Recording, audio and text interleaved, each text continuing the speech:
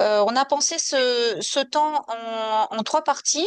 Donc une première partie où nos trois intervenants auront un petit temps de parole pour expliquer d'où ils parlent et quelle est leur action sur ces questions de CAF, laïcité, association. Ensuite, on aura un petit temps d'échange entre nos trois intervenants et puis à la fin, vous aurez la parole en privilégiant le chat pour vous adresser à ces trois intervenants. Donc nous avons Catherine Berjal, qui est présidente de la commission droit et libertés religieuses de la Fédération protestante de France. Nous avons Nancy Lefebvre, qui est juriste, directrice, pardon, du service juridique du CNEF, et Jacques Buisson, donc qui est administrateur à l'UNAF et vice-président de la commission d'action sociale à la CNAF. Si on a souhaité, si la FEP a souhaité organiser ce webinaire ce soir, c'est parce que depuis plusieurs années, elle est interpellée par les membres d'une coordination des centres et maisons de vacances protestants qu'elle gère. Donc la FEP a ce groupe qui fédère des centres et maisons de vacances protestants. Et au sein de cette coordination, plusieurs voix se sont élevées pour signaler qu'elles avaient des soucis avec certaines CAF qui leur refusaient leurs habilitations, qui est pour des motifs de non-respect de la laïcité. Alors comme c'est des questions qu'on travaille à la FEP, je dirais quotidiennement, on a commencé petit à petit à essayer de récolter quels étaient ces problèmes, à voir de quelle manière on pouvait y répondre, quels étaient les prérequis. Donc on a déjà eu pour certains présents dans ce webinaire de ce soir plusieurs rencontres sur ce sujet, y compris avec Jacques Buisson. Et puis, au fur et à mesure du travail qui s'est construit petit à petit, la FEP s'est rapprochée de la FPF et donc c'est Catherine Berjal qui est présidente de la commission droit et liberté religieuse qui a accepté d'être notre interlocutrice sur ces questions pour essayer de réfléchir à des documents qui pourraient vous aider lors d'éventuels problèmes. Donc ces documents, vous les trouvez sur le site de la FPF, vous les trouvez aussi sur le site de la FEP si vous les recherchez. Il y a un document qui présente les attendus, ce qu'il faudrait faire pour être dans les règles et dans les clous, si j'ose dire, des attendus en matière de respect de la laïcité et des CAF. Et puis, il y a un document qui est davantage juridique, mais peut-être qu'on en parlera un petit peu plus tard. En tous les cas, voilà comment je voulais introduire l'historique un petit peu de notre problématique qui nous réunit ce soir. Et puis, je vais laisser la parole tout de suite à Jacques Buisson, donc pour qu'il nous présente un petit peu le cadre fixé par la Caisse nationale pardon, des allocations familiales Familial. et D'accord. la charte de la laïcité, dont on va bientôt fêter l'anniversaire, je crois, Oui, ainsi que les dans règles de quelques bon jours. fonctionnement. Oui, tout à fait. La parole est à vous, Jacques. Merci Elisabeth. Oui, effectivement, on a déjà eu quelques contacts ces 2 dernières années. On a essayé de pouvoir accompagner un certain nombre de structures dans cette difficulté. Il peut être intéressant, alors on s'est engagé, je crois, à 5 minutes pour pouvoir après être vraiment dans l'échange, mais quand même rappeler que les contacts entre les associations et les caisses d'allocation familiale se vivent depuis des décennies, hein. Moi, je suis effectivement actuellement administrateur national à la CNAF et vice-président de la commission d'action sociale. J'y siège depuis 2011, mais je siège dans ma CAF départementale. Enfin, j'ai siégé de 96 à 2022 et j'ai assuré la présidence de cette CAF de 2011 à 2022. Donc, à cette époque-là, donc avant la prise en compte justement avant l'existence de cette charte de laïcité, il y avait quand même des contacts qui donc se vivaient, qui travaillaient. Enfin, il y avait un financement et du soutien des caisses d'allocation familiale aux opérateurs. Avant, on appelait ça des centres aérés, les centres de vacances, les colos. Enfin, les choses se faisaient un petit peu dans la proximité, de gré à gré. Et puis, quand il y avait des choses à se dire, ça pouvait se dire dans la proximité. Euh, on a au fur et à mesure changé un petit peu de calibrage et de mode de fonctionnement, puisque pour gérer ce financement des structures, chaque CAF avait son système de ce qu'on appelait les bons CAF, et c'était une vraie usine à gaz, et c'était une logique qui était particulièrement risquée au niveau de la gestion des enveloppes, on envoyait des chèques en blanc en ne sachant pas combien de familles allaient les utiliser. Donc, on a mis en place un dispositif qui a pris le nom de BACAF et qui a assemblé, je dirais, l'ensemble des enveloppes au niveau national et a proposé donc des éléments de gestion beaucoup plus rationnels et beaucoup plus sécurisés. Un deuxième événement est notable, hein, c'est que bon, notre pays a connu un certain nombre de bouleversements par rapport à ces questionnements de la place des religions, la place aussi et surtout des manifestations extrémistes d'un certain nombre et dans un certain nombre d'événements. Et il a été nécessaire au niveau de notre pays de travailler sur un certain nombre de choses. Déjà au niveau de l'État, avec ce qu'on appelle la promotion des valeurs de la République et la prévention de la radicalisation. Et à d'autres lieux, il y a à l'école, il y a des chartes dans un certain nombre d'endroits. Et au niveau des caisses d'allocation familiale, en 2015, le conseil d'administration de la CNAF a mis en place un comité, une charte, déjà dans un premier temps, une charte de la laïcité dans la branche famille et s'est doté d'un comité de suivi de cette charte de laïcité.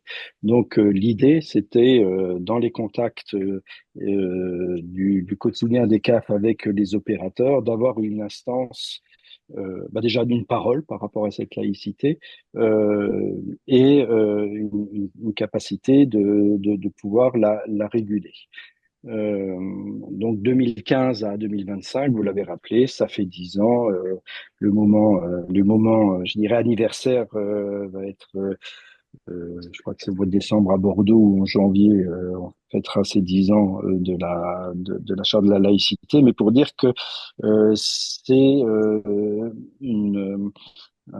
l'élaboration d'un positionnement des caisses par rapport à cette question de la religion et la question aussi enfin, principalement, puisque aujourd'hui ce qui nous occupe, c'est le fait religieux et pas le fait politique, mais en tout cas que la branche, dans ses subventions, s'assure d'un certain nombre de choses, l'ouverture à tous et d'éviter que la branche famille finance des choses qui ont tout à fait raison d'être hein, dans le portage de religion par rapport à leur foi, le faire vivre ça au niveau de leur communauté. Pour autant, la branche famille n'a pas à financer, je dirais, ces positionnements-là, mais bien une activité ouverte à tous, laïque, et qui est portée sur d'autres éléments que le fait religieux.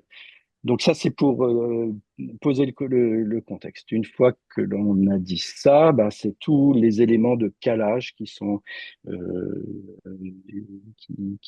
qui sont à travailler avec, dans la majorité des situations, ça se passe plutôt bien, ça se passe même bien. Et on a un certain nombre d'incompréhensions, de malentendus ou carrément de ruptures qui sont à travailler. Donc là, au niveau du comité de suivi, au niveau de la CAF, donc je siège au sein de ce comité de suivi depuis l'origine, hein, donc depuis 2015.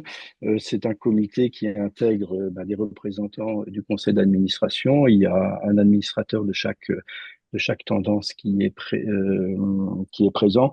Je ne vais pas faire l'explication de comment fonctionne une caisse de sécurité sociale, mais vous savez quand même que c'est lié au paritarisme. Hein, donc, il y a des représentants des salariés, des représentants des employeurs. Et la particularité dans la CNAF, c'est qu'il y a une grosse représentation des associations familiales. C'est sur ce champ-là que j'interviens.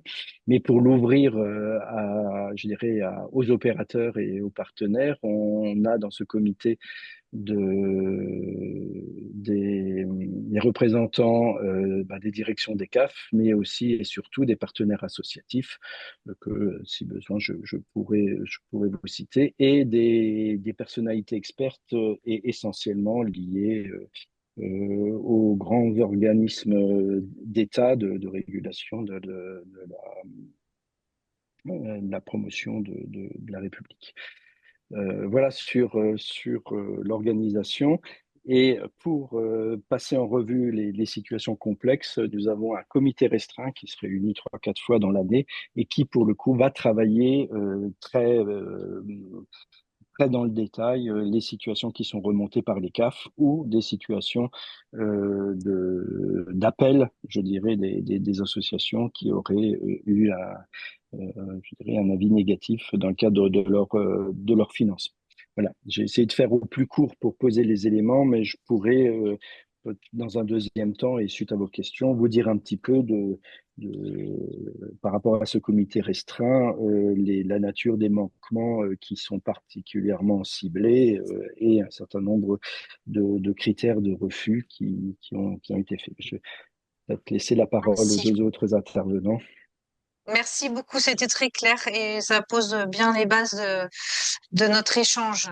On va donner la parole à Catherine Berjal maintenant, donc sur les histoires, parce que vous avez parlé de points quand même, de situations complexes, voilà.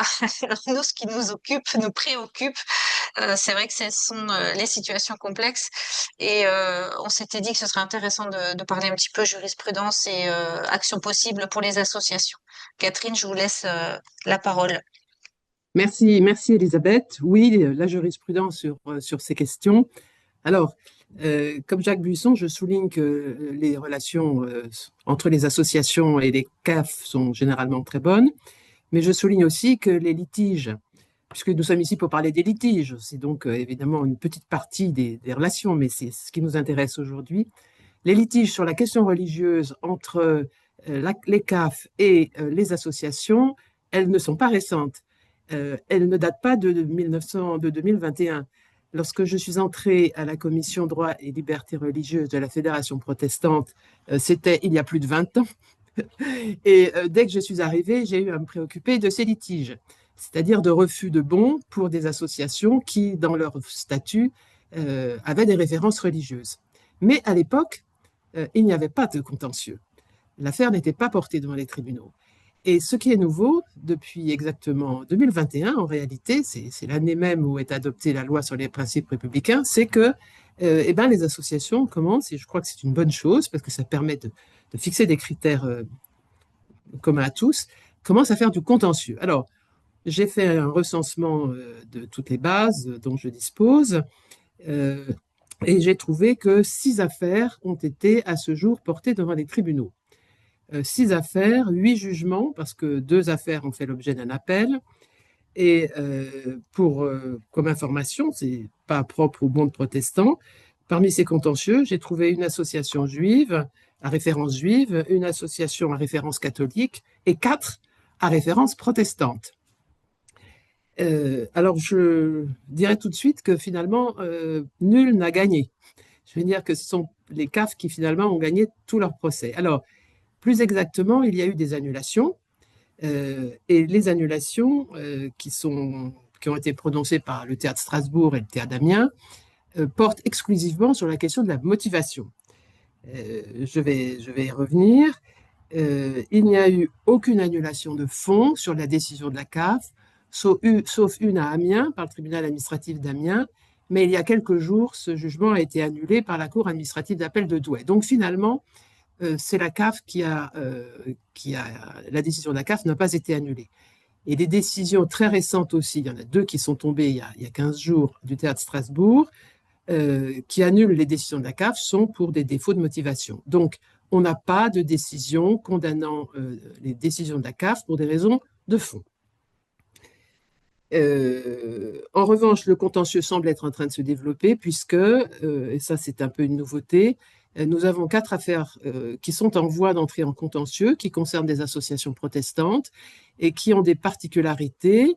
D'abord, on sort de Strasbourg, on on sort des départements de l'Est dans lesquels la loi de 1905 n'est pas applicable, ce qui est quand même un paradoxe, pour se trouver réparties dans tout le territoire. Elles concernent toutes les quatre les éclaireurs unionistes de France, ce qui est tout à fait original, et je reviendrai dessus, parce que les éclaireurs unionistes de France, c'est une association, c'est une association reconnue d'utilité publique, et je crois que c'est la première fois que ces subventions sont refusées à une association reconnue d'utilité publique pour des motifs sur lesquels je vais revenir. Alors, ces jugements, qu'ont-ils jugé? Je vais être très brève, hein, je ne vais pas rentrer dans le détail. Premièrement, ils rappellent tous que, et c'est important d'en être bien conscient et d'en voir les conséquences, la subvention n'est jamais un droit. Ce n'est pas un droit. Les caisses d'allocation familiale départementales, qui sont des personnes juridiques autonomes de la CNAF et qui ne sont pas sous ses ordres, les caisses d'allocation familiale sont maîtresses de leur politique d'action sociale. Et elles sont maîtresses également de choisir leur destinataire. Qu'est-ce que ça veut dire? Ça veut dire que les CAF départementales peuvent avoir des politiques différentes. Par exemple, certaines vont cibler leur aide sur les associations accueillant des enfants de, mettons, de 2 à 6 ans, et puis les autres sur des adolescents. Donc, dans les contentieux, lorsque certaines associations disent « mais la CAF de tel département a accepté de me conventionner, mais la CAF d'un autre département ne l'a pas accepté », le juge estime que ces moyens ne sont pas recevables, chaque caisse ayant la maîtrise de sa politique. Alors, le fait qu'elles soient libres de déterminer leurs bénéficiaires et leur politique ne veut pas dire évidemment qu'elles soient libres de le déterminer en fonction de critères illégaux, et notamment pas en fonction de la religion. Par exemple, j'y reviendrai. Donc ça a été à plusieurs reprises répété par les tribunaux. Ce n'est pas un droit. Ce qui a également été répété par les tribunaux, c'est que la décision, quel qu'en soit le sens, elle doit être motivée. Et il y a un article particulier dans le Code des relations entre le public et les administrations qui dispose que lorsqu'il s'agit de politique sociale, eh bien, même si ce n'est pas un droit, il faut motiver la décision. Et il faut la motiver en droit, dire les principes sur lesquels on s'applique. Et je dis tout de suite que s'appuyer sur la charte de la laïcité, ce n'est pas recevable, parce que la charte de la laïcité de la CAF n'a aucune valeur juridique.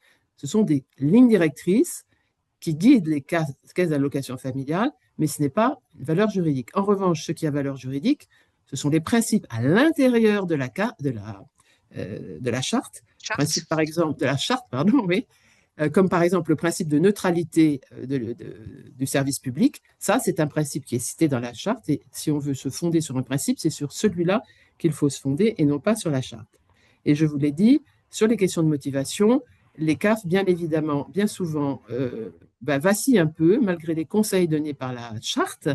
Et par exemple, je prends un conseil donné par la charte qui est conforme au droit, c'est-à-dire qu'on ne peut pas refuser au motif qu'une association a des références religieuses. C'est écrit texto dans les chartes. Or, pourtant, on constate qu'aujourd'hui, et ça a été le cas pour les éclaireurs unionistes, certaines CAF motivent leur décision par des références religieuses. Alors, permettez-moi de citer une récente décision d'une CAF qui dit clairement l'ensemble d'abord, vous ne respectez pas, je respecte les principes de la charte de la laïcité, mais il ne cite pas quels sont les principes auxquels il s'attache. L'ensemble des références spirituelles ainsi que les intentions pédagogiques de vos accueils peuvent constituer un frein à l'inscription d'enfants dont les familles ne partageraient pas ces orientations, ce qui est incompatible avec le principe d'ouverture à tous. Mais ils sont partis des références religieuses, ce qui n'est pas un motif valable. Alors, maintenant, quels sont les critères retenus par le juge? Ils sont au nombre de 2, c'est la CNAF dans sa charte le rappelle. 1, il faut l'ouverture à tous, elle est centrale, l'ouverture à tous les enfants. Et deuxièmement, il ne faut pas faire de prosélytisme. Alors, je ne vais pas rentrer dans le détail, sinon je vous renvoie à la note qui figure sur le site de la Fédération protestante, hein, qui cite la jurisprudence et des extraits assez étendus de la jurisprudence. Le prosélytisme actif, c'est par exemple avoir des activités cultuelles, avoir des activités sans permettre que d'autres activités de remplacement soient en place. C'est également, par exemple, ne pas offrir d'alternative à toutes les activités cultuelles. Alors, ces principes, ils sont assez clairs, mais dans les cas précis, et on voit qu'il faut lire chaque jugement pour voir ce qui se passe, c'est c'est une question concrète. C'est-à-dire que c'est in concreto qu'on regarde de près si l'association, bien qu'elle ait dit qu'elle avait été ouverte à tous, en fait ne l'est pas, ou bien qu'elle ait dit qu'elle avait des références religieuses, en fait est ouverte à tous. Donc c'est chaque fois une question d'espèce. Et certains jugements sont parfois un peu elliptiques, mais d'autres sont extrêmement détaillés. Et je pourrais en citer si cela vous intéresse, mais je ne veux pas prendre trop la parole et je répondrai bien sûr à toutes les questions. Voilà. Alors, je finis en disant que ces questions concrètes, l'aspect concret, ont toute son importance dans l'affaire que la Cour de Douai vient de juger. Le Théâtre d'Amiens avait jugé que c'était pas assez motivé et que en fait, c'est une association catholique. En fait, il était ouvert à tous. Et la Cour de Douai, sur les mêmes faits, en a fait une analyse différente. C'était suffisamment motivé et c'est pas en fait ouvert à tous, contrairement à ce que dit l'association. Voilà. Merci. Merci Catherine. La parole est à Nancy Lefebvre, donc pour le CNEF, qui va un peu aussi nous parler des points d'achoppement et de la posture que les associations sont amenées à adopter. C'est à vous, Nancy. Oui, merci beaucoup, Monsieur Buisson. Merci, Catherine, d'avoir déjà présenté la jurisprudence. En jurisprudence, il faut savoir que pour le CNEF, donc le Conseil national des évangéliques de France, donc je suis la directrice du service juridique, nous avons eu aussi affaire à ces questions dès le début pour nos membres qui font partie du pôle œuvre et du secteur jeunesse, dès le début du CNEF. Et effectivement, je ne sais pas sans vous mentir que nous avons encouragé aussi, dès le départ, lors de refus reçus par nos membres, à clarifier la situation parce que souvent, effectivement, il y avait un défaut de motivation. Des refus, je dirais, simplement en citant le fait d'un manquement à la laïcité, mais voilà, sans appréciation in concreto de l'association. Donc c'est vrai on a participé à notre niveau à demander des clarifications par des recours, alors bien souvent des recours amiables et quelquefois des recours contentieux, bon, notamment c'est les jurisprudences du théâtre de Strasbourg hein, du 12 octobre 2021, ce qui a permis de clarifier les choses. Et c'est vrai qu'aujourd'hui, finalement, on retrouve quand même des recours, enfin des refus motivés, mais parfois avec des appréciations voilà, qui nous posent question. Alors, de mon côté, je vais faire quelques observations. C'est vrai que dans ma pratique aux côtés des associations de jeunesse en particulier, je constate que le conventionnement avec les CAF représente en fait une question assez importante pour elles. C'est aussi une question d'avoir une forme de place dans la société civile. Voilà, la volonté de faire partie des dispositifs qui sont prévus par l'État pour encourager le milieu associatif et qui est dédié aux enfants et aux familles. Et donc finalement, enfin, le postulat, c'est qu'il y a quand même, quand il y a ces demandes-là, un signe d'ouverture justement de ces associations vers voilà, ce qui se fait de mieux dans le domaine public. Évidemment, il y a le souci que chaque famille puisse avoir euh, un accès à des vacances et donc la question de la précarité et de permettre à chacun, enfin toute famille, de financer ses vacances. Donc, je ne pense pas que pour les associations, ça soit simplement le fait de faire rentrer plus de personnes, mais il y a vraiment ce souci de dire, voilà, nos activités vont être ouvertes à tous et même à des familles qui ont donc de moindres revenus. Et donc, effectivement, comme vous le signalez, Monsieur Buisson, ces demandes sont des points de contact avec les CAF. Et pour le milieu associatif confessionnel, finalement, ça va être aussi un point de regard hein, de la CAF sur les activités de l'association. Et du côté de l'association, la question va se poser de savoir comment je vais être perçu par la CAF. Et pourquoi cette situation, enfin ce point est si tendu, c'est parce qu'évidemment là, on va toucher à l'identité même de l'association. On parle d'association d'inspiration confessionnelle. Donc on va parler pour l'association de son identité même et son identité protestante, évangélique, chrétienne pour ce qui nous concerne.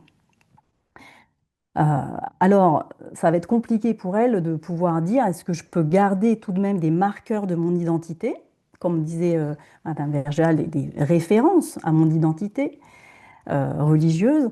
Est-ce que je peux garder certains marqueurs de mon identité tout en ayant des activités d'intérêt général ouverts à tout public et sans que ces marqueurs soient de fait, je dirais, interprétés comme me positionnant vers un public ciblé, vers un public unique, vers un public qui partage ma confession ou dans une intention prosélyte.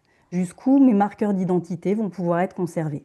Et je pense que là, effectivement, comme il a été souligné, la question de l'appréciation et de la clarté de l'appréciation, de la clarté des critères, elle est en jeu.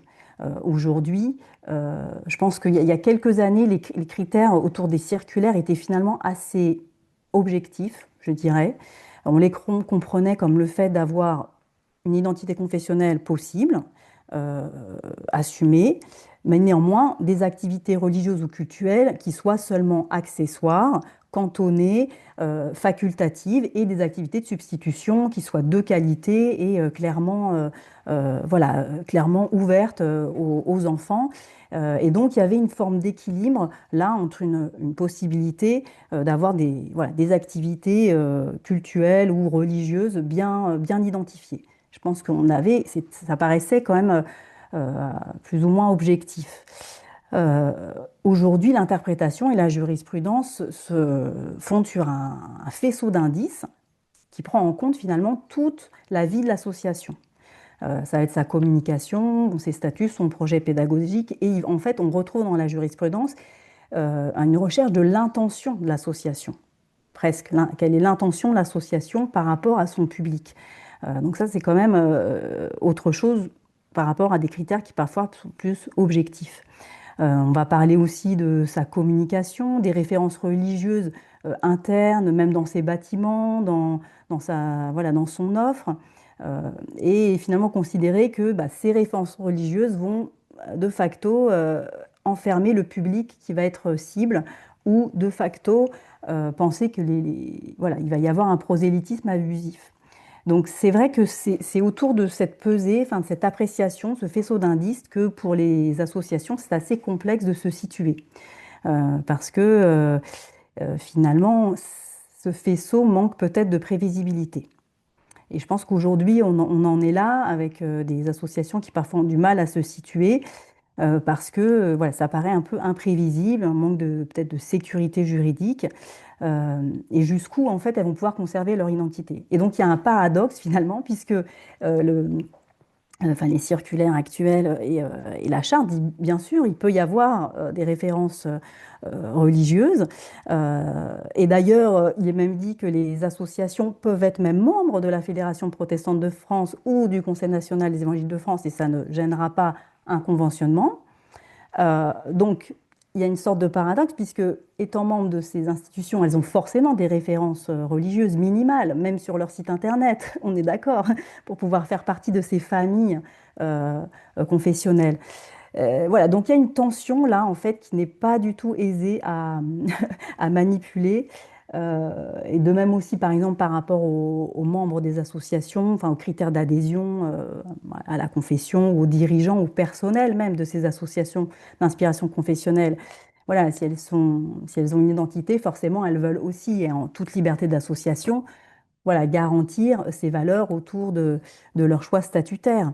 Euh, donc, voilà, là, en fait, il y a une sorte de tension sur ces postures, et finalement, les associations, enfin, dans ma pratique, c'est ce que j'observe, il va y avoir finalement sur le spectre euh, un côté qui va dire, bon, je veux assumer mon identité chrétienne dans ce qui nous concerne totalement. Et donc, voilà, je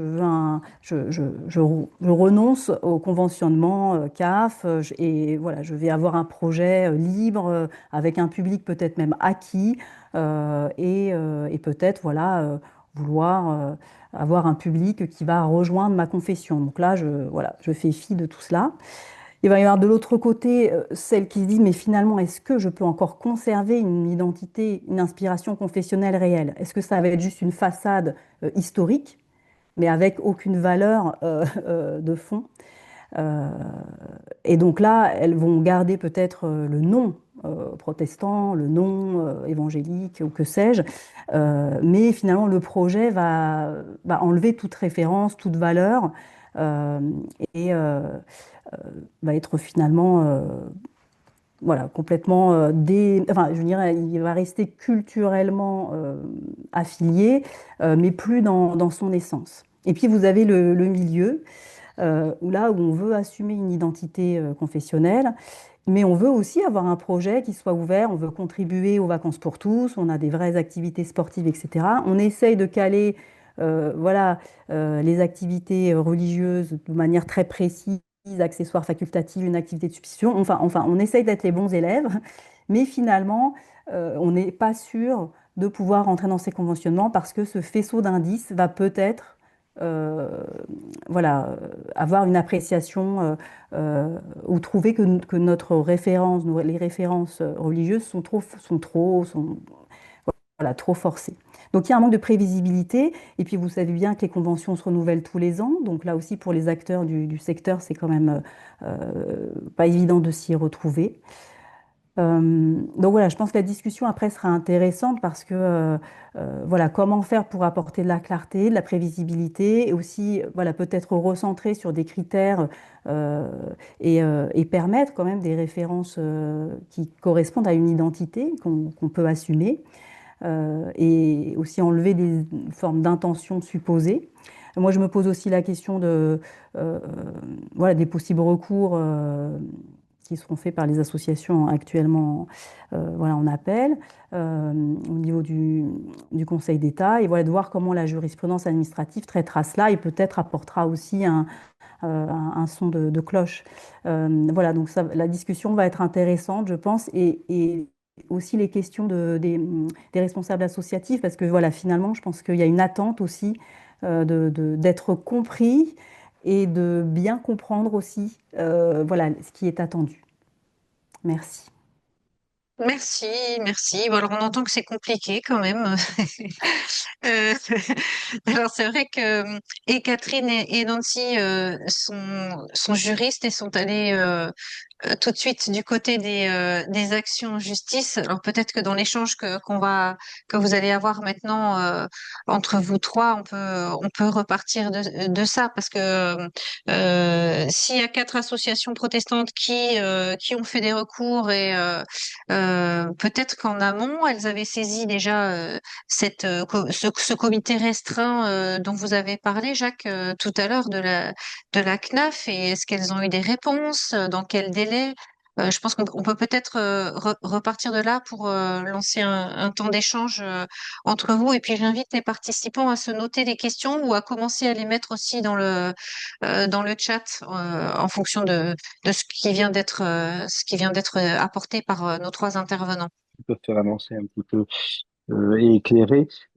Par contre, juste quand même préciser, et ça va dans le sens des deux interventions, mais quand même, la CAF se mêle, je dirais, d'un certain nombre de choses à partir du moment où elle est sollicitée pour un financement, hein. Donc, on ne s'immisce pas, on n'est pas gardien de quoi que ce soit. Par contre, et ça a été évoqué, chaque CAF a son règlement intérieur, mais un règlement intérieur qui est porté sur des éléments de composition familiale, de revenus des personnes et aussi de la définition de l'enveloppe. Par contre, on n'exclut personne ni par sa religion, de sa nationalité ou quoi que ce soit. Il faut juste être allocataire familial et répondre au barème. Peut-être quand même il y a des choses qui évoluent puisqu'on a maintenant de plus en plus de départs en colonie de vacances qui se font par le biais d'une prestation nationale, donc qui ne relève pas des fonds locaux, ce qu'on appelle l'allocation vacances enfants nationale, AVEN, je ne sais pas si ça vous parle. Donc il y a certaines colos et des conventions qui sont portées directement par le national. Et donc là, ça sort du giron D'accord. de chaque CAF. Mais voilà, hein, donc l'objectif des CAF, c'est de faire partir le maximum d'enfants et de proposer des lieux dans le cadre d'un certain nombre de principes. Et depuis 2015, on a associé, en plus du projet pédagogique, en plus de la qualité des animateurs, de la formation des animateurs, le respect de la charte de la laïcité, parce que ça s'impose, c'est quelque chose qui a été décidé au niveau de la branche.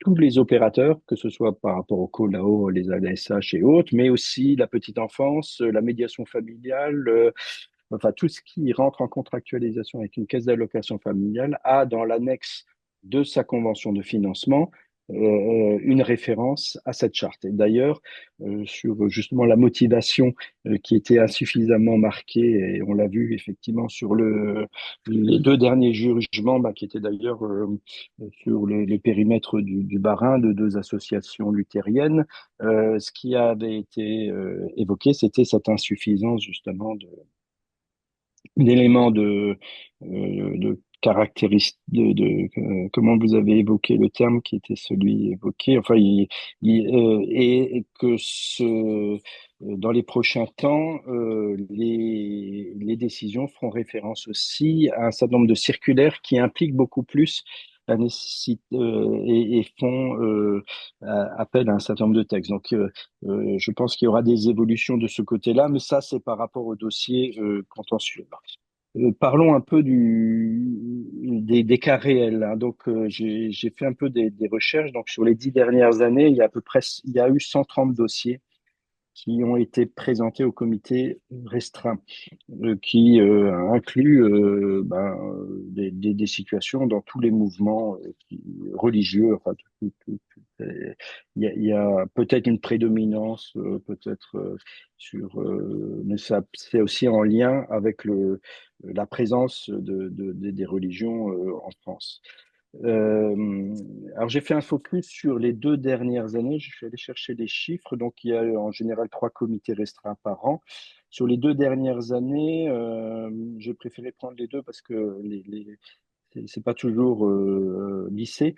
On a eu 29 dossiers, hein, sur les deux années, avec comme l'origine des saisines, c'était bon, des CAF. Alors, 19 CAF différentes et VACAF sur des dossiers qui regroupaient plusieurs CAF. Donc, on peut dire à peu près que sur les 2 années, on devait être pas loin de 25 CAF représentés. Donc, ça s'élargit, je dirais. Au niveau de la nature des saisines, c'était principalement sur les aides aux vacances enfants. Après, il y a des saisines sur des actions tout au long de l'année, les classes et les contrats locaux d'accompagnement à la scolarité, c'est les ALSH, c'est les centres aérés, le périscolaire, et des éléments au niveau de centres sociaux. Ça a donné l'objet, dans le type de saisine, 3 recours suite à des refus de la CAF, hein, donc c'est des structures qui sont allées en appel, je dirais, enfin en recours. Il y a au niveau des refus aussi de demande de conventionnement en amont, et aussi a été amené à être saisi sur des demandes de soutien à un positionnement. C'est-à-dire que là aussi, on n'était pas encore dans le recours ou dans le refus, mais en amont, un travail en amont d'essayer d'avoir un juste positionnement en amont.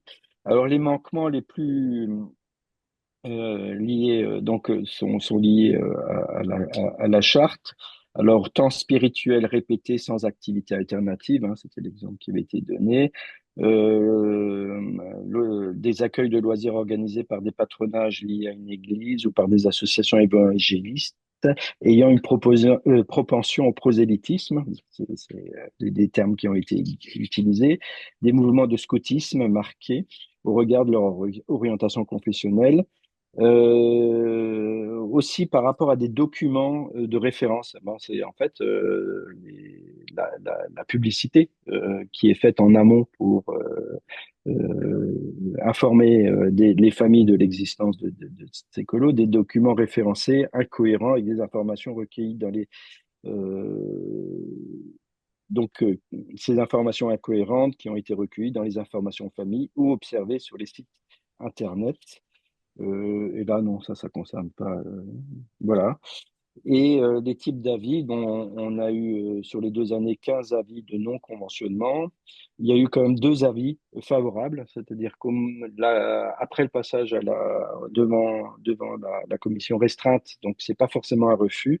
Il y a eu un avis favorable à un conventionnement avec recommandation et 2 avis favorables sous condition de respect de choses très très précises. Et non, 2 et 3.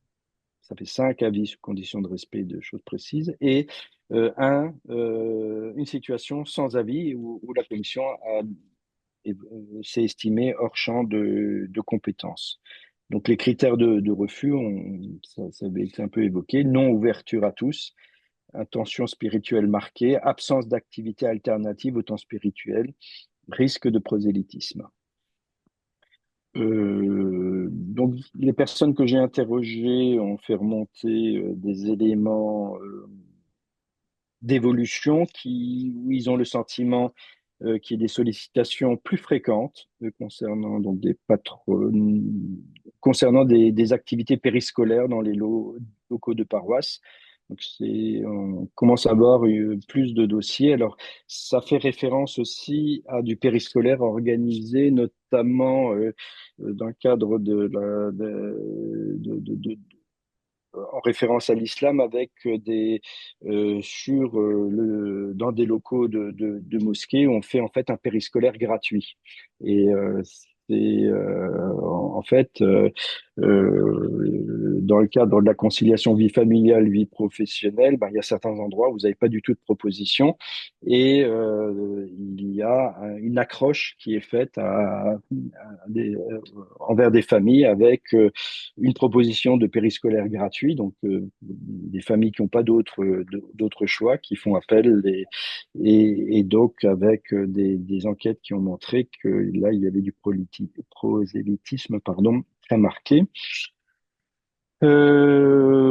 Recrudescence de dossiers par rapport à du scoutisme.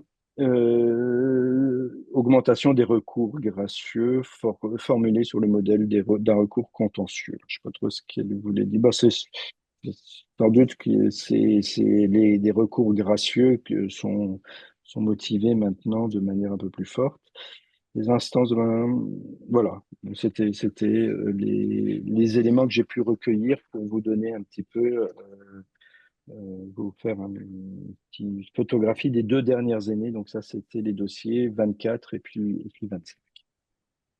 Merci. Catherine, vous voulez... Oui, oui, c'est très intéressant ce que nous dit M. Buisson. Alors, je note que finalement, sur les 2 dernières années, 29 dossiers. Sur ces 29 dossiers, il n'y en a que 5, à peu près, hein, avec des réserves, etc., que 5 qui ont eu un avis favorable. C'est assez. Non, la question que je me pose, c'est, et que je me posais déjà avant ce webinaire, ces avis du comité restreint, on en parle dans la charte de la laïcité, dans son annexe 3, et on explique que les CAF, lorsqu'elles hésitent, peuvent saisir ce comité restreint. On ne parle pas, ou j'ai mal lu, on ne parle pas de la possibilité pour l'association elle-même de saisir le comité restreint. Donc, j'ai compris que les, les CAF, alors peut-être sur incitation de l'association, je ne sais pas, peuvent saisir le comité restreint. Et ensuite, l'avis rendu par le comité restreint, à qui est-il donné? Il est donné à la CAF. Est-il donné à l'intéressé? Je suis frappée de voir que dans les contentieux que j'ai étudiés, dans les dossiers que j'ai vus, on ne parle pas des avis. Parfois, dans l'un d'entre eux, on dit qu'un avis a été rendu, mais l'association ne sait pas ce qu'il y a dedans et il n'est évidemment pas produit au dossier. Voilà, donc ma question porte sur la publicité. Qui peut saisir? Est-ce que les associations peuvent le saisir? Et que devienne l'avis? Que devient l'avis? Donc, sur la première question, oui, c'est un outil qui a été mis au départ au service des CAF qui se retrouvaient soit embarrassés, soit à un moment donné aussi, il y avait des contradictions entre plusieurs CAF, puisque Oui, vous avez des opérateurs qui ont des familles qui viennent de différents départements et vous aviez une CAF qui donnait les bons et pas l'autre. Donc là, il y avait aussi cette nécessité d'avoir des positionnements communs. Et travailler aussi en ce moment la possibilité de pouvoir en amont, et c'était dans ce sens-là que j'avais commencé à travailler avec Elisabeth, c'était l'idée par rapport à des fédérations qui pouvaient un peu porter la connaissance de leurs adhérents, de leur mouvement, des personnes et de pouvoir qu'il y ait un lien plus important entre ces fédérations et VACAF pour pouvoir sortir un peu de l'ornière dans laquelle on est sur un certain nombre de dossiers et notamment aussi cette capacité à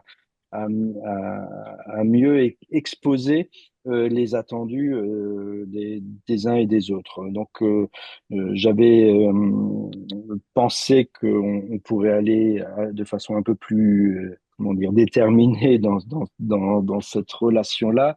Force est de constater qu'on a eu pas mal de choses à gérer au niveau de VACAF qui n'ont rien à voir avec ce dossier-là, ne serait-ce que le Pascolo qui est tombé d'un coup, qui a demandé énormément de travail à les colos apprenantes, enfin bon, toute une série de choses, et puis aussi la relation qui devient particulièrement difficile aussi avec les opérateurs, avec là aussi la disparition d'un certain nombre de maisons de vacances. Donc il y a un peu sur la question des propositions faites aux familles, notamment en été, il y a un peu le feu partout. Et donc, au niveau priorité, les choses n'ont pas permis d'aller de l'avant, mais je reste assez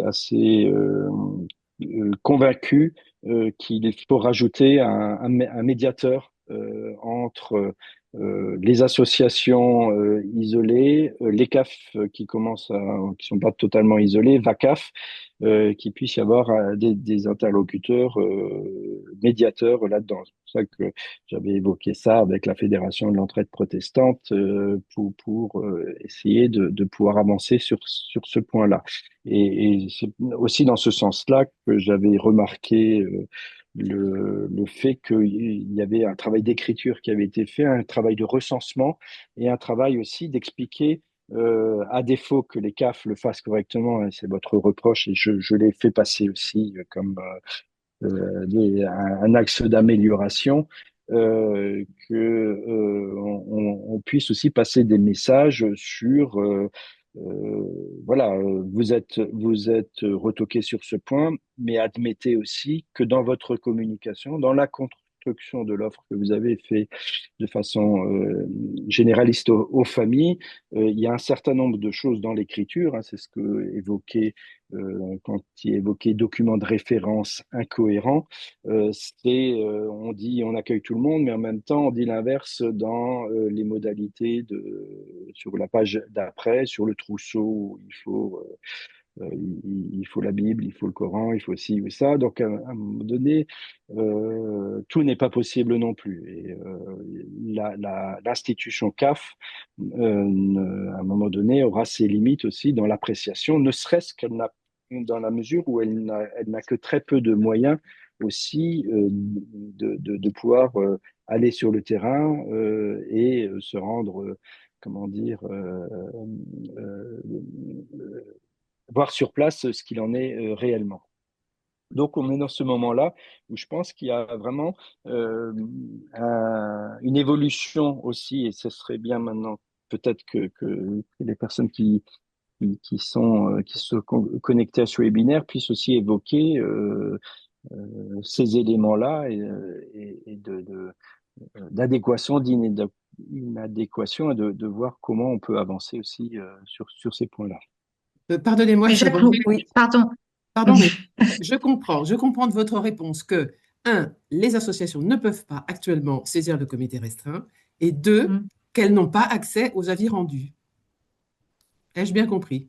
Euh, elle- ça dépendra je pense, hein, mais là, je ne peux pas vous répondre précisément, mais j'ai posé la question s'il y avait un compte-rendu détaillé de la position. La réponse a été non, pour l'instant, effectivement. D'accord, mais vous répondez à la CAF quand même, à la question qu'elle vous a posée. Totalement, Oui, oui, oui, bien sûr. totalement. Donc, il y a bien un Enfin, écrit. oui, oui, oui. La réponse est D'accord, faite par le comité restreint. Oui.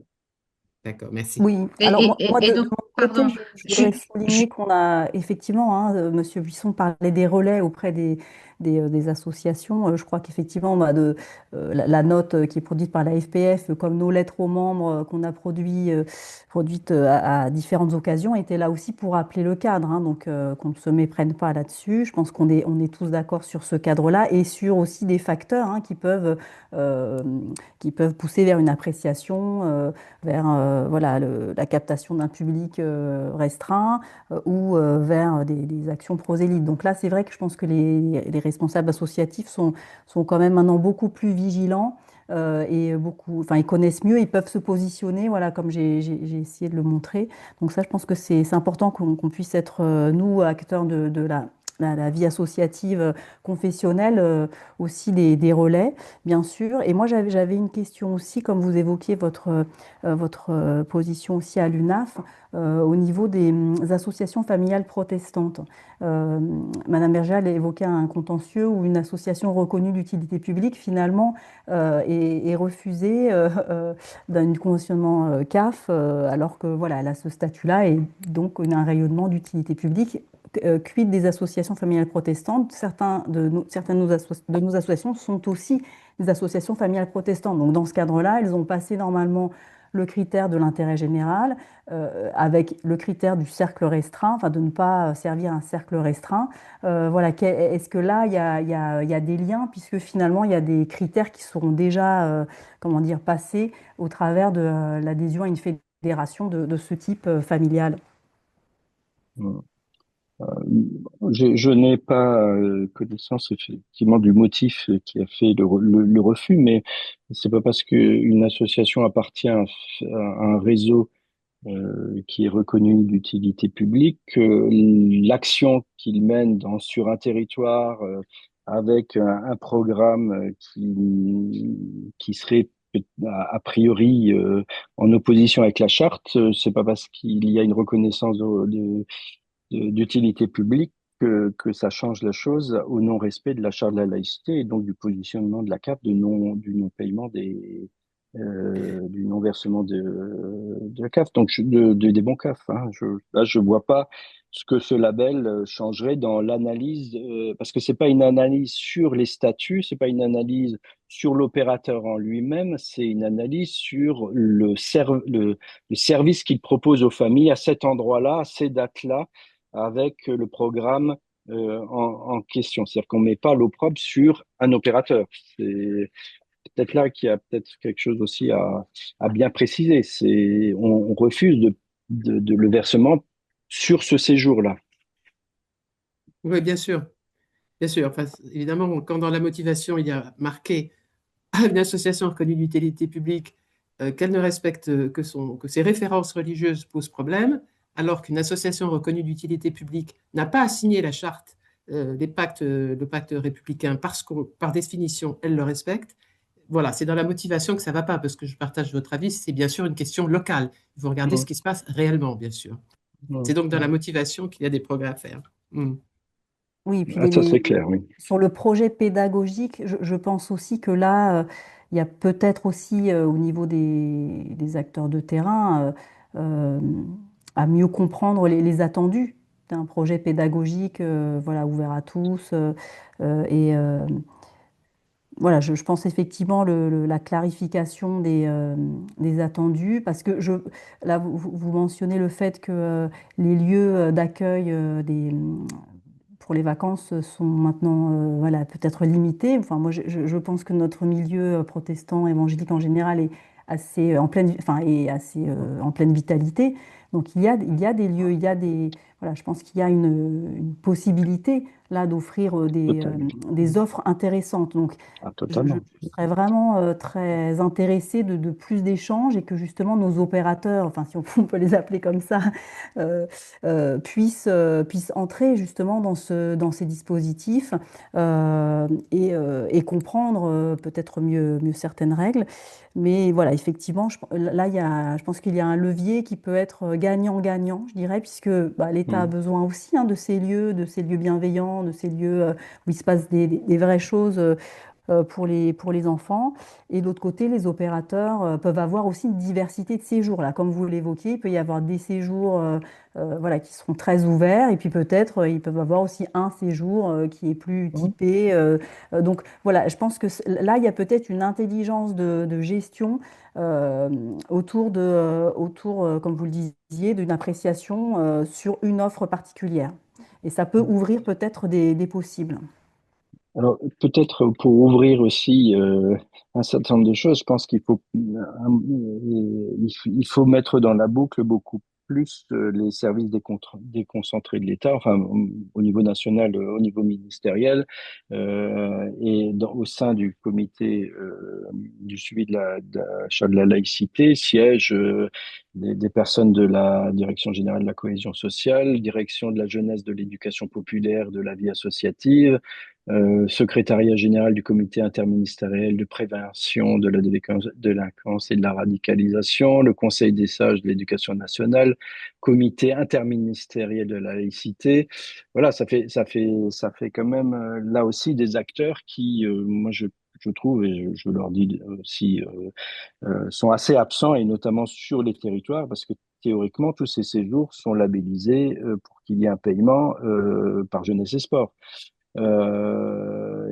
Et là, des fois, je dirais, il y a des grands points d'interrogation de où est la place aussi à un moment donné de l'État, parce que c'est pas au CAF de faire, je dirais, non plus ce travail sur site par rapport à des risques de prosélytisme exacerbé, comme vous le disiez. Et donc, il y a peut-être une meilleure cohérence d'ensemble qui doit être Mm. trouvée. Et parce que l'enjeu, et vous le disiez, hein, vous êtes effectivement encore parmi les mouvements qui ont une vitalité de proposition par rapport à des séjours en été. Et c'était un peu des éléments qui me faisaient travailler dans le sens d'éviter le maximum les malentendus Mm. pour ne rester que sur ceux qui sont vraiment hors du champ, pour qu'on ne perde aucune proposition de qualité pour les familles. C'est moi toujours dans cet axe-là que je travaille. Par contre, à un moment donné, dès qu'on est sur des conventions, des contractualisations, Mm. vous avez des gens qui sont là et puis c'est très bien, hein, pour faire respecter les choses. Donc on a nous là dans ce moment-là où on échange avec ces enjeux-là, une responsabilité d'essayer d'évacuer ces malentendus Tout et à de fait. travailler un peu mieux. J'avais fait quelques propositions qui n'ont pas prise. Peut-être c'est parce que j'étais aussi un peu seul aux endroits où j'ai essayé d'agir. Et puis dans un contexte, je voulais rappeler, qui était particulièrement compliqué. Donc j'ai pas eu de refus de principe des personnes. C'était plutôt oui, c'est intéressant, mais là ça va pas le faire. Donc ça pourrait être bon avec un travail peut-être plus concerté. C'était pour ça que moi j'ai évoqué aussi, là on parle du monde protestant, mais le monde catholique, le monde musulman, le judaïsme et autres sont exactement dans les mêmes questionnements, ils sont questionnés de la même manière. C'est-à-dire que pas focaliser sur l'un ou l'autre. Donc, il y a peut-être là aussi, dans la convergence des réflexions, avec aussi les opérateurs de l'État, de pouvoir aller de l'avant et de pouvoir éventuellement aussi organiser un moment dédié dans le cadre du comité de suivi de cette charte de la laïcité, avec les interlocuteurs dont je vous ai parlé, mais avec une stratégie un peu commune avec des éléments d'avancée pour évacuer ces malentendus et qu'on puisse avoir des réponses un peu plus claires aussi aux opérateurs. On a plusieurs remarques dans le chat, remarques, questions sur ce que vous évoquez là. Est-ce que les inspecteurs de jeunesse et sport qui sont relativement proches des séjours organisés par les associations qui viennent régulièrement les voir sur le terrain, est-ce qu'ils sont en lien avec les CAF? Mais bon, ce que vous venez de dire laisse entendre que pas assez peut-être parce que c'est bien Jeunesse et Sport qui regarde les projets éducatifs, pédagogiques, qui vérifie et qui voit la grille de journée des activités proposées, etc., qui juge de la qualité pédagogique qui peut sentir ces questions-là de ouverture à tous, activités autres prévues pendant les temps d'activité quand il y a des temps religieux. Enfin, Mhm. et donc, on a l'impression que il y a il y a presque une opposition, parce il y a quelqu'un qui dit dans le chat là que Jeunesse et Sport félicite le travail de l'association dans le cadre des valeurs de la République, et puis la CAF, elle, conteste cet aspect-là. Mhm. Mhm. Donc, il y a sans doute Ah bah, c'est clair, hein. effectivement une piste de travail. Oui. Mais il y a des lieux qui existent. Le problème, c'est qu'ils sont pas forcément. Les services déconcentrés de l'État sont souvent les grands absents aussi de ces lieux-là. Je pense au schéma départemental du service aux familles, où justement ces questions peuvent être évoquées, bien que ce soit sous la présidence du préfet. En général, les présences, c'est essentiellement c'est la CAF, c'est les communes, c'est le conseil départemental. Jeunesse et Sport, je sais pas si ils sont forcément invités, mais donc vous voyez, c'est toute une culture aussi hein, de partage et puis Jeunesse et Sport. Enfin bon, moi j'ai connaissance que de leur attitude dans quelques départements. C'est pas toujours simple.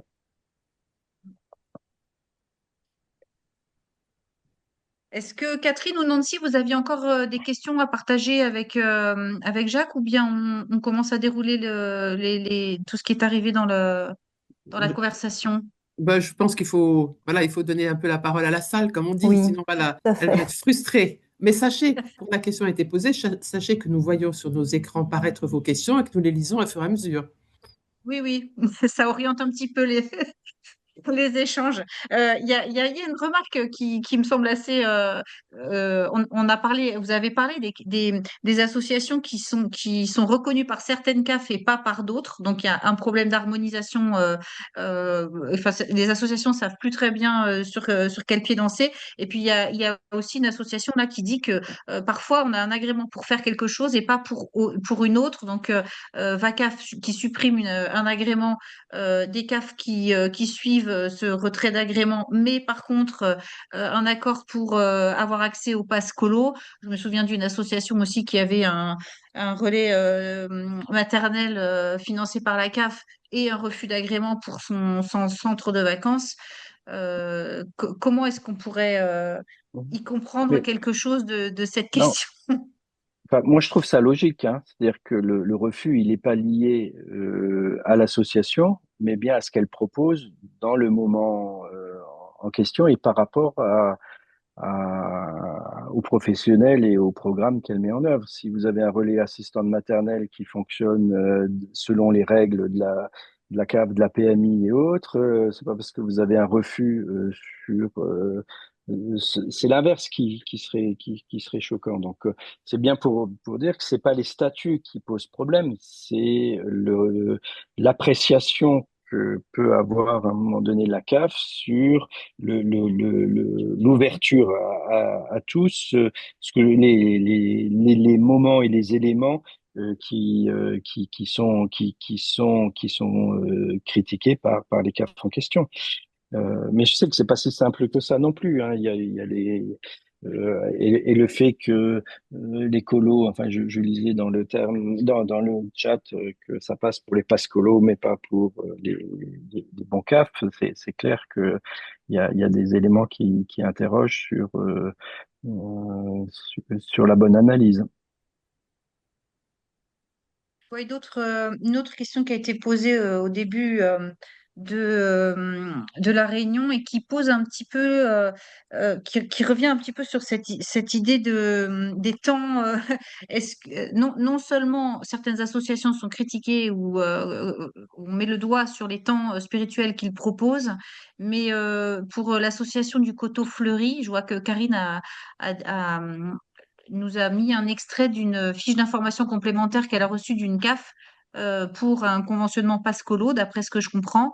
Et les questions lui semblent quand même particulières, c'est-à-dire on lui demande si elle pratique la mixité, ensuite s'il y a des temps spirituels et ensuite s'il y a des activités alternatives.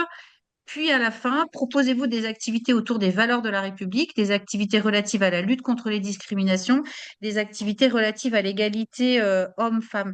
Est-ce que dans les conventionnements spécifiques dont vous avez, les financements spécifiques des CAF dont vous avez parlé, euh, on peut mettre des critères comme ça? Est-ce qu'une CAF, parce qu'on a dit une CAF pourrait dire on fait des activités pour les 0-3 ans, nous on finance ça, mais est-ce qu'elle peut aussi mettre des critères comme ça d'éducation la personne qui s'exprime là dit ça devient une colonie d'enseignement moral et Mmh, civique. mmh. Oui, non, là, je pense que je peux dire assez clairement non, parce que en fait, le conseil d'administration se positionne sur les règles qui sont celles que je vous ai évoquées. Hein. C'est plus le type de famille en termes de nombre, en termes est-ce qu'ils sont déjà partis, et surtout les revenus.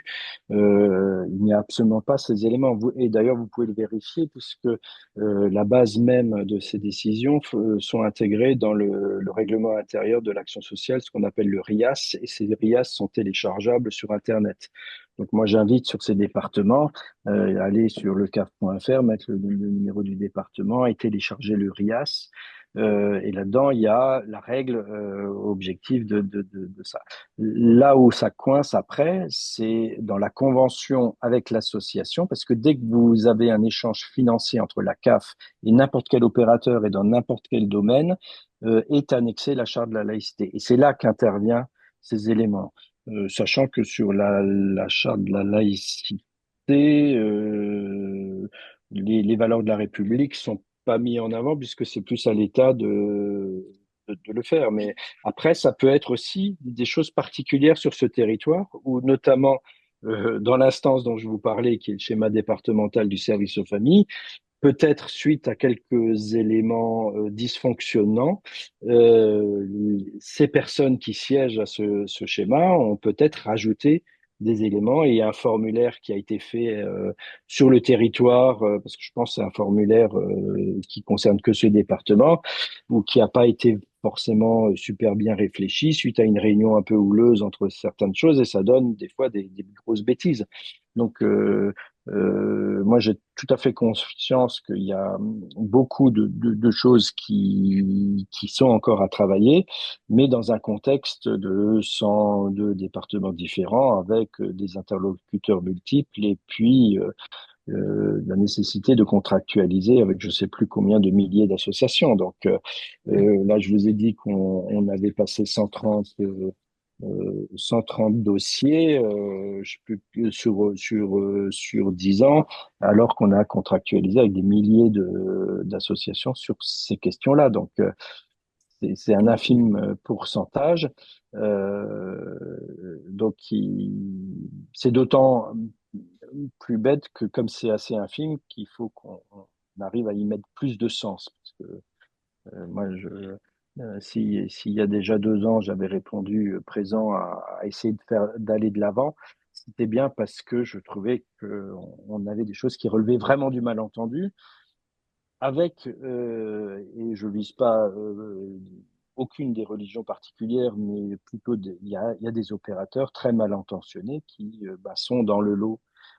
Et il y a quand même nécessité d'être vigilant puisqu'on confie quand même des enfants dans ces endroits-là. Et l'idée, c'est quand même, et on le voit dès qu'on est sur une activité où des mineurs sont confiés,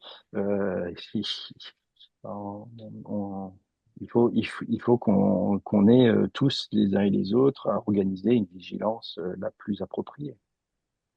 Mais Excusez-moi, alors concrètement, pour cette association, elle doit faire quoi? Elle doit se retourner, enfin, demander une médiation à quelqu'un, prendre contact avec sa CAF. Bon, c'est peut-être ce que vous vouliez demander, Karine. Je vous laisse prendre la parole. Oui, merci, je vais être très courte. Donc là, il s'agit d'une fiche qui n'est pas, qui ne vient pas du département, c'est apparemment un dossier national, fiche d'information complémentaire suite à la demande de conventionnement Pascolo. Donc ça fait 4 pages avec des questions en fait pièges. Enfin, nous, on se sent vraiment piégés parce que bien sûr, je suis professeur d'histoire-géographie et donc la laïcité, ça me parle tout à fait. Et je pense comme vous que c'est très nécessaire de ne faire aucune pression d'une quelconque sorte sur les mineurs. Ça, je partage absolument. Mais à quel moment est-ce que je dois justifier d'activités d'égalité homme-femme? Enfin, Mhm. Mais il y voilà. a le logo CAF parce que Pascolo, c'est Absolument. l'État. Ouais, il y a VACAF, Ouais, pardon, ouais. voilà, et C'est VACAF, VACAF, d'accord. Ok. AFAC et RSE. Voilà, Ouais. et en fait, on Ça, n'arrive pas à donner suite à ça. mhm, On n'a aucune tout à chance d'y fait. arriver. Ouais. Mais là, c'est lié à, et vous mettez le doigt, enfin, c'est quand je vous disais qu'il y a un vrai problème aussi de concertation avec les services de l'État. C'est-à-dire que le Pascolo, ben, c'est une initiative qui est tombée du ciel d'un coup avec un objectif ambitieux. On a une classe d'âge de 500 000 enfants. Au final, il y en a 30 000 qui sont partis sur les 500 000. Hein, donc, il y a aussi il y a un manque de préparation et le document estampillé VACAF, c'est pour ça que ça m'étonnait que ce soit. Mais VACAF est en fait dans un partenariat qui a été conclu en 15 jours avec l'État, parce que là encore, quand vous avez, pour ceux qui ont suivi l'arrivée de ce Pascolo, il est tombé d'un coup et il fallait qu'il soit efficace et effectifs dans les semaines qui suivent. Ils se sont tournés après, ils voulaient dans un premier temps se tourner vers les chèques vacances et ils se sont tournés dans un deuxième temps vers les CAF et donc ça a été réorienté sur la CAF. Donc c'est de la précipitation, c'est quelque chose qui a complètement débordé. Donc ça, c'est quelque chose qu'il faut absolument effectivement reprendre, sachant que là, on est déjà dans la deuxième année, mais on ne sait pas s'il y en aura une troisième. Là, j'étais pas plus tard en commission d'action sociale hier, on a fait un point sur VACAP, on ne sait toujours pas par rapport au Pascolo, enfin comment ça va être intégré. Donc oui, vous avez raison. C'est foutraque, c'est pas, ça n'a pas de sens. Mais on a aussi à faire là une initiative qui est comme beaucoup en ce moment ça vient parce que ça tombe à l'idée de quelqu'un et puis ça paraît. Enfin, bon, je vais pas rentrer plus dans le détail, mais euh, vous avez raison, c'est inapproprié. Oui, c'est même inadmissible. On leur demande de faire, finalement, on demande aux associations de faire du prosélytisme en faveur, Dans en l'autre sens, faveur. oui, oui. C'est... Oui, non, mais Alors, il a été jugé, par exemple, il a été jugé qu'on pouvait refuser un conventionnement à une association qui ne recevait que des garçons ou que des filles, parce hum, que dans la politique de la CAF, eh bien, son choix, c'est de favoriser les associations mixtes. OK, hum. mais c'est une chose. Mais de là à dire, qu'est-ce que vous faites à charger l'association de mener des politiques publiques, c'est extravagant. Oui, mais vous regardez toutes les conventions de l'État qu'elle signe avec les associations, elle vous balance un nombre d'injonctions de ce type-là sans arrêt. Hein. C'est pas seulement pour les vacances, hein, c'est dans l'action sociale partout. Hein. Donc c'est oui, oui. Mais je ne défends pas du tout ni cette convention, ni. Par contre, je défends l'idée que il y a des financements actuellement donc Pascolo qui sont pas utilisés. Il y a des centres des acteurs qui sont fréquentables et qui sont considérés comme non fréquentables. Voilà, il y a plein de choses et derrière, on a des familles qui qui trouvent pas de solution l'été ou pendant les petites vacances. Donc, il faut, moi, je suis tout à fait, enfin, je pense qu'il faut on fasse évoluer, on fasse évoluer les choses. Merci. Est-ce qu'on a d'autres questions? Est-ce qu'on a des participants qui ont envie d'adresser une question l'un ou l'autre de nos intervenants parce que Est- c'est vrai Est-ce que est-ce que Jacques Monsieur s'est Buisson, trouvé quand même est-ce que, sous le feu. Oui, Boros, allez-y. est-ce que Monsieur Buisson va pouvoir faire remonter tout ce qu'on vient de lui dire, comme ce qui a été dit? Alors, moi, j'interviens assez régulièrement déjà dans ce sens, puisque je porte des messages qui sont liés à la représentation familiale et au niveau des associations familiales, ce sont des gros opérateurs, petite enfance, enfin jeunesse.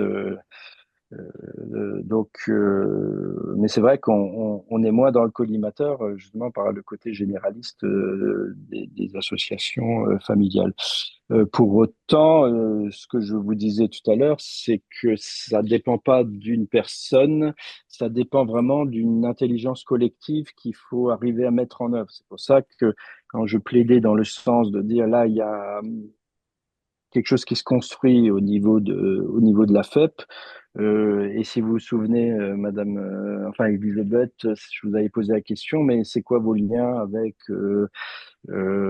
congrégations catholiques, musulmanes, liées au judaïsme et autres, pour qu'on puisse avoir un travail collectif et que au niveau de la réflexion, au niveau de la CNAF, au niveau de VACAF, sachant que VACAF maintenant est depuis quelques années devenu une mission nationale. Au départ, c'était un outil au service des CAF avec un fonctionnement qui était en dehors de la mission nationale de la CNAF. Donc là, ça réintroduit du fait de son ampleur, de son succès, de son efficacité sur la gestion, parce qu'il y a quand même je sais plus combien de centaines de milliers de familles qui partent par ce biais-là, donc il y a quand même une réelle efficacité globale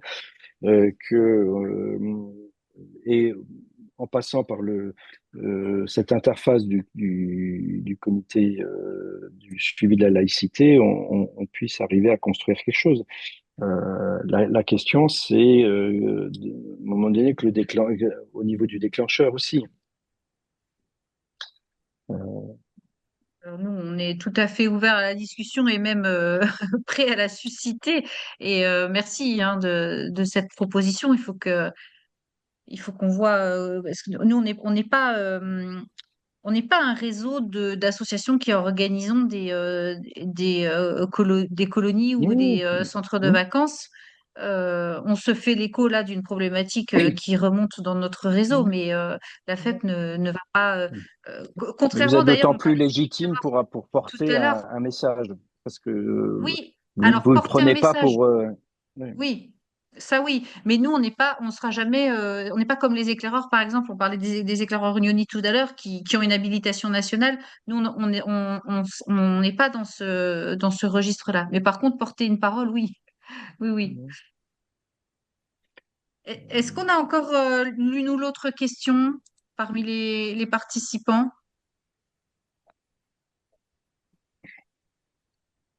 Si certains restent sur leur faim. Alors on a Mathilde, qui est responsable des camps et colonies de vacances pour l'Armée du Salut. Et elle constate que depuis qu'ils ont perdu la convention nationale pour les CAF, ils n'arrivent plus à avoir une convention avec toutes les CAF, ce qui est clairement un frein pour les familles de faire partir les enfants, alors que nous faisons beaucoup d'efforts en interne. Oui, il y a eu une politique de suppression des agréments nationaux. nationaux. D'accord. Je n'avais pas connaissance de ça, effectivement, parce que là, un peu en contradiction à ce que je vous disais, où il y a une réaction par rapport à un lieu, par rapport à une action. Euh, Là, suite à un retrait sur la Convention nationale, bah, ça doit être par rapport à la prestation, celle dont je vous parlais, la VEN, donc qui est gérée directement. euh, donc, c'est des fonds nationaux. Après, sans doute par effet enfin, de prudence et autres, de dire, ouais, non, c'est effectivement quelque chose qui dysfonctionne, là, oui. Oui, parce que si je peux compléter, bonjour, si je peux compléter juste mon intervention qui n'est pas vraiment une question, mais plus une constatation. C'est que nous ne faisons pas suffisamment de séjours à l'année pour garder notre convention nationale, ce qui n'a rien à voir avec. Ah, en plus. Oui, oui, nous n'avons jamais eu de problème avec euh, nos projets pédagogiques. Mhm. Nous assurons des activités pour les parents qui ne souhaitent pas que leurs enfants participent au temps spirituel. D'ailleurs, nous, c'est même des animations spirituelles et on assure aussi ces activités. C'est pas une punition, c'est pas une garderie, ce sont des vraies activités avec un vrai quota d'animateurs. Donc, on n'a jamais eu de soucis de ce côté-là. Mhm. C'est juste les conditions à la Convention nationale qui a changé par rapport au Mhm. nombre de séjours. Et d'un coup, comme vous l'avez bien dit tout à l'heure, chaque CAF dans son département a ses propres critères. Et nous, comme ce sont des colonies au niveau national, mais par exemple, je sais que pour le 31 et pour le Nord, par exemple, ils n'aident pas des enfants qui partent en colonie en dehors de leur département. Alors que si on Mhm. avait une convention nationale, on n'aurait pas ce souci-là. Mhm. Oui, oui. Mhm. Et donc ça, on en perd quand même pas mal pour pas mal de régions, enfin de départements. Et en fait, on D'accord. peut Mhm. pas, voilà, Ouais. c'est Mhm. compliqué. Oui, mais du coup, Vraiment, c'est un c'est frein pas pour les lié du familles. tout au côté Non. confessionnel ni au. C'est que c'est un choix de la CAF d'ajouter un critère de territoire sur. Moi, j'ignorais qu'il y avait ce positionnement-là c'est le département du Nord. Oui, pas que, hein. Il y en a d'autres. Il y Mhm. en a Mhm. actuellement quatre ou cinq, et il y en a même, par exemple, il me semble que celui du Doubs ou du territoire de Belfort, eux, ils ne suivent pas. Et en fait, impossible d'avoir quoi que ce soit d'eux, mais parce que en interne, il y a un blocage que je n'ai pas compris, toujours pas compris. Mhm. Mais c'est un vrai frein pour les familles, quoi. Et je trouve que Mhm. le témoignage de Mathilde est très intéressant parce que voilà un cas où ils n'ont jamais eu de problème lié à leur appartenance et à leur références religieuses qui sont pourtant connues de tous, je crois, grâce à la manière dont ils gèrent tout cela. Mhm. Mhm. Oui, mais le fait de réserver les bons CAF au séjour qui se passe dans le département, il est appliqué à tous les opérateurs de quelque nature qu'ils soient. Donc là, il n'y a pas de discrimination ciblée par rapport à vos propositions. C'est le choix pour sans doute utiliser, enfin faire baisser parce que vous avez les enveloppes aussi qui baissent au niveau des aides CAF, et si vous descendez en dessous d'une valeur de bon, ça a plus la pertinence d'être le débloqueur de la capacité de la famille à faire partir les enfants.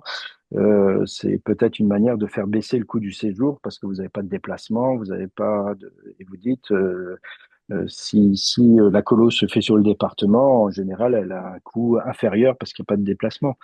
Eh ben Ça peut justement, être. nous à l'Armée du Salut, on fait partie parce que je regarde très Ouais. régulièrement les prix ben voilà de ce qui se fait sur le marché. Nous, on fonctionne avec des directeurs qui sont soit bénévoles, Mhm. Ouais, soit non, mais déjà j'entends. employés par l'Armée du Oui, Salut. mais On quand vous fait prenez une partie décision des politique séjours voilà, les moins chers. si vous posez une décision politique sur comment dire, une stratégie qui est pertinente pour un certain nombre d'opérateurs, vous avez des exceptions parce que il y a peu de structures qui arrivent à faire baisser les charges salariales parce qu'il y a de moins en moins de bénévoles qui sont prêts à bosser dans ce. Donc, ouais. Non, mais c'est pour ça qu'il faut aussi faire la part entre ce qui est de la réelle discrimination ou le fait de votre atypisme finalement ne vous permet pas de sortir du lot d'une décision générale. Mais je connais pas en fait la décision locale, donc là je suis en train d'élaborer une réflexion qui est peut-être à côté de la plaque, mais bon, je suis en lien avec beaucoup de départements, donc j'imagine un petit peu aussi les réflexions qu'ont les conseils d'administration à devoir prioriser, puisque l'argent et les dotations n'évoluent pas positivement, c'est le moins qu'on puisse dire. Donc, à un moment donné, vous essayez aussi de trouver des stratégies locales pour essayer de compenser. Donc, c'est peut-être pas le cas, mais c'est pour ça que l'analyse est importante après sur chaque situation. Donc, moi, je pourrais éventuellement, si c'est des départements, aller au-devant de la présidence et de la direction, essayer de comprendre et demander, sans citer mais d'avoir une explication. Parce que au niveau de l'UNAF, nous avons des administrateurs dans tous les départements, parce que je peux aussi passer par les administrateurs, puisque s'il y a une décision du conseil d'administration, bah, ils étaient partie prenante, il y a un dossier, je pourrais avoir un peu les éléments de contexte. Et semble-t-il, c'est quelque chose de récent, c'est ça? Ça fait 3, 4 ans. Trois, quatre ans, oui. Je ne sais pas, je laisse, je Oui, parle oui, sous le mais contrôle de les ça autres, hein, reste mais il me récent, semble disons. que voilà, c'est ça. Ça relève du mandat qui a démarré en 2022. D'ailleurs, c'est aussi un des points que je tiens à souligner, c'est-à-dire que si on veut essayer d'aller de l'avant et d'aller un peu à la rencontre de l'institution, là, on va vivre 6, 8 mois un peu de changement, puisqu'il y a la fin du mandat début février, donc il y a tout le conseil qui est renouvelé. Bon, je ferai partie du prochain conseil puisque j'ai déjà été désigné pour ça, mais après, c'est la place des uns et des autres, reconstruire les comités laïcité. Enfin bon, voilà, il y a beaucoup de choses qui vont se travailler, donc avant l'été prochain, ça va être un peu compliqué. On Hmm. a aussi nos échéances électorales qui Ouais. vont En tout bientôt. cas, Merci, voilà, merci beaucoup. ça nous a fait grand tort. Je, je vais peut-être laisser un mot de la fin à nos trois intervenants s'ils ont envie de dire une phrase de conclusion, au revoir, suite à mener ou je sais pas, une réflexion parce que j'aimerais qu'on respecte nos engagements Oui, pour laisser Jacques et je dois qui part à rejoindre, un voilà, conseil je dois d'administration. rejoindre un conseil d'administration. Et si vous me permettez, je dis mon mot. Et puis, Oui, donc vous avez vu, merci. donc moi je représente pas ici ce soir la CNAF, je représente une délégation au sein de la CNAF qui est la représentation familiale. Nous bataillons comme vous à essayer de pouvoir répondre au mieux aux besoins des familles. Donc, c'est vraiment avec grande sincérité que je suis venu ce soir et que je suis prêt à continuer. Je voudrais quand même Merci. dire que la tâche, elle est complexe. Je l'ai évoqué. Il faut qu'on parte de façon coordonnée, stratégiquement, avec des messages qui sont clairs, de pouvoir après le relier au niveau des adhérents et de pouvoir avancer là-dessus. Donc moi, je l'avais déjà dit, mais ça a eu une efficacité moyenne, quoique je trouve que je vois vraiment une évolution aussi dans l'analyse que vous avez de ce dossier et puis un peu de la pugnacité sur un certain nombre de points. Je pense que là, on pourrait en 2026 essayer d'aller de l'avant et d'apporter quand même et de pouvoir travailler sur une rencontre avec la CNAF et VACAF et notamment là j'ai appris une chose et si je pouvais avoir enfin je vais chercher le document qui a été présenté de VACAF sur le pass Colo quand même le Mhm. réinterroger au niveau interne, voilà. Donc, Merci. les bonnes intentions ne suffisent pas toujours, mais c'est aussi vecteur d'avancer si on est plusieurs à avoir ces convictions-là. Merci beaucoup, Jacques. Merci et bonne réunion. Merci. Nancy, vous vouliez dire un petit mot? Oui, alors de mon côté, je constate qu'il y a vraiment besoin de cette écoute-là que vous avez permis au niveau de ce webinaire et que effectivement les problématiques sont assez complexes. Il y a besoin de clarté de part et d'autre, je pense, de mieux se connaître aussi. À un moment, on a entendu, voilà, d'être des acteurs qui sont un peu écartés comme ça, mais je pense voilà, besoin de mieux se connaître, de mieux se comprendre de part et d'autre, d'apporter de la clarté, de l'écoute. Et effectivement, tous ces rouages aussi de terrain, moi je lisais aussi dans le chat, le fait de pouvoir se parler, trouver un interlocuteur à la CAF, s'expliquer, etc. est nécessaire.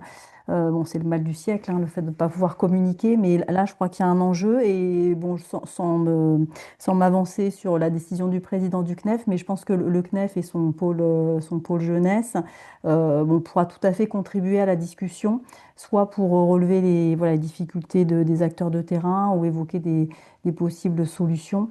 Mais en tout cas, voilà, nous, on est attachés à au fait que les associations d'inspiration confessionnelle puissent faire partie de la vitalité associative de notre pays. Donc voilà, c'est quelque chose un sujet qu'on va continuer à traiter pour nos membres, mais aussi plus généralement dans la posture générale du CNEF.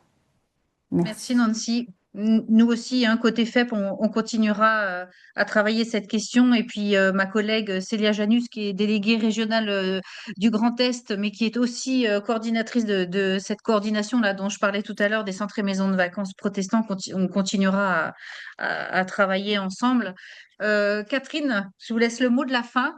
Merci, merci. Mais pour la Confédération protestante de France, je ne peux que partager entièrement les propos que vient de tenir Nancy, et donc je ne vais pas les répéter. Je vais simplement prendre ma casquette de juge administratif et de dire faites des recours. Faites des recours parce que pour l'instant, on en est au stade de cour administratif d'appel. Il nous faut des décisions du Conseil d'État voilà, qui aideront aussi des CAF, hein, bien sûr, qui norment un petit peu tout ça et voilà, qui font progresser en tout cas le cadre applicable, ce qui est acceptable et ce qui ne l'est pas, parce qu'il y a effectivement, certaines motivations de la CAF, des CAF qui ne vont pas, quoi, clairement. Merci, merci à chacun.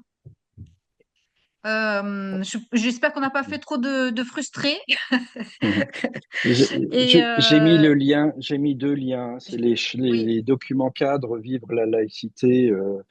Donc oh, ben non, avec le fond d'écran ça passe pas, mais il y a un document de 2022 et un qui vient de sortir et tout frais.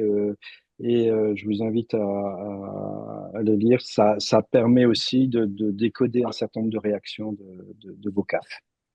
alors ces documents, en tout cas le guide de la laïcité, il est déjà en accès. On a fait un lien sur le site de la FEP, dans le lien Mais que je ça, vous ai c'est mis au début. celui de l'animation vie sociale, je crois, hein. C'est un bleu. Alors, oui, si vous êtes d'accord, je le mettrai aussi dans la page Oui, oui, mais je ressources l'ai mis en de lien, notre donc site. vous le reprenez. Et il Mm. y en a un qui vient de sortir, mais qui est élargi à l'ensemble des acteurs de la branche famille, hein. Donc, il est aussi actualisé.